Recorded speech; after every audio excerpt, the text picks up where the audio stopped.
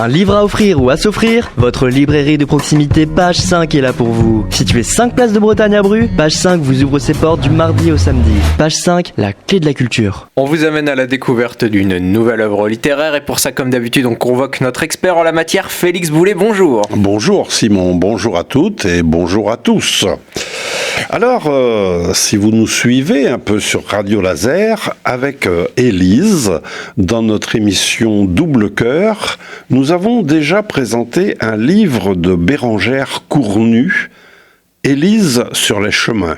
Un livre pour lequel nous avions craqué, elle et moi. C'est d'ailleurs le principe de Double Cœur, une émission diffusée chaque dernier samedi du mois dans le cadre de Et nous liserons. De Bérengère Cournu, je vais présenter un de ses romans précédents, de Pierre et d'Os, paru en 2019 aux éditions Le Tripode.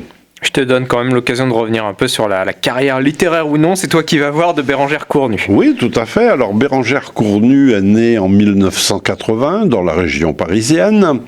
Elle exerce le métier de correctrice, mais depuis le début des années 2000, elle a commencé à écrire des œuvres de formes diverses, poésie, romans, littérature jeunesse, œuvres dans lesquelles l'eau, la terre, la nature, bien plus qu'un cadre de vie, ces milieux-là entretiennent un lien quasi fusionnel, je vais y arriver, donc un lien quasi fusionnel avec nous les humains. De Pierre et d'Os n'est pas le premier livre de Bérengère, mais c'est celui qui lui a apporté le succès, avec notamment le prix du roman Fnac en 2019.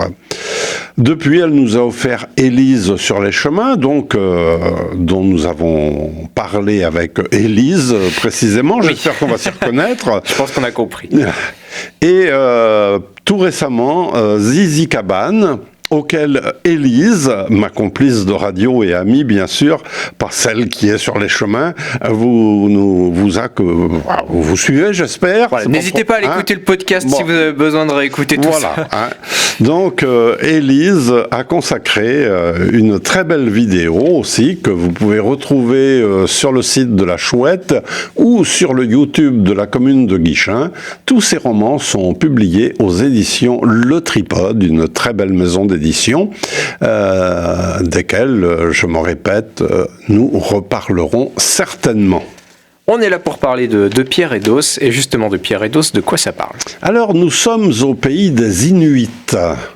Une nuit, Uksuralik, alors les mots sont pas, les noms inuits ne sont pas évidents.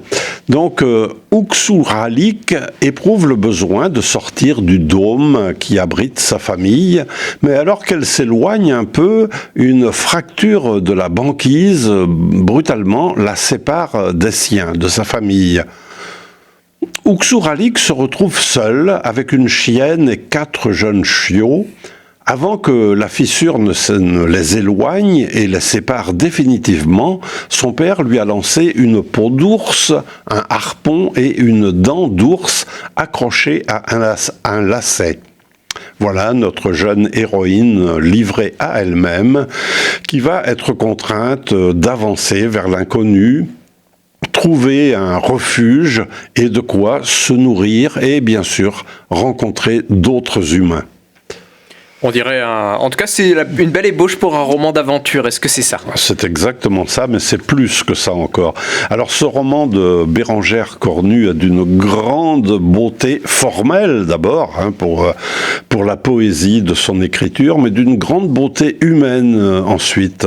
Nous suivons les errances, les rencontres d'Uksuralik dans cet univers où tout, nature, animaux, humains, esprits même, peuvent être hostiles ou bienveillants, on ne sait jamais. Bérengère s'est inspirée des mythes et légendes du Groenland oriental et de l'Arctique canadien, des lectures de Jean Mallory et de Paul-Émile Victor pour nous offrir ce récit d'une parfois inquiétante beauté entrecoupé de poèmes.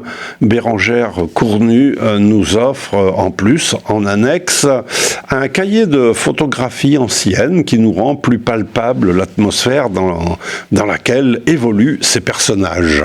Eh ben on plonge dans ce territoire froid et sauvage avec toi, Félix. Oui, absolument froid et sauvage, ça résume bien. Je suis tenté de regarder plus loin pour savoir jusqu'où s'étend l'englacement. Personne ne chasse vraiment en ce moment. On vit toujours sur les réserves de la saison passée. Cela n'aurait donc pas grande conséquence. Mais au moment où je m'apprête à lever le front vers le large, mon regard est happé par le vol d'un corbeau. Son croassement est assez féroce pour que je comprenne qu'il m'interdit de poser les yeux ailleurs que sur lui. Je rebrousse donc chemin, sans avoir vu l'eau libre ni chercher les icebergs au loin. En remontant vers le camp, j'écoute le bruit de mes pas dans la neige. Mon enfant semble danser à leur rythme, roulant sans cesse sous la peau de mon ventre. Pukadjak dit qu'un fœtus qui bouge beaucoup manque de gras et qu'il doit encore passer 2 ou 3 lunes au chaud. Mes pieds crissent, l'enfant frétille. Nous avons encore devant nous une pleine saison à passer l'un dans l'autre. De Pierre Eydose, Bérengère Cornu. Regardez aussi la belle couverture du livre sur Internet et puis évidemment, procurez-vous-le. Ah oui, c'est magnifique. Merci Félix. Merci Simon, merci à toutes et à tous.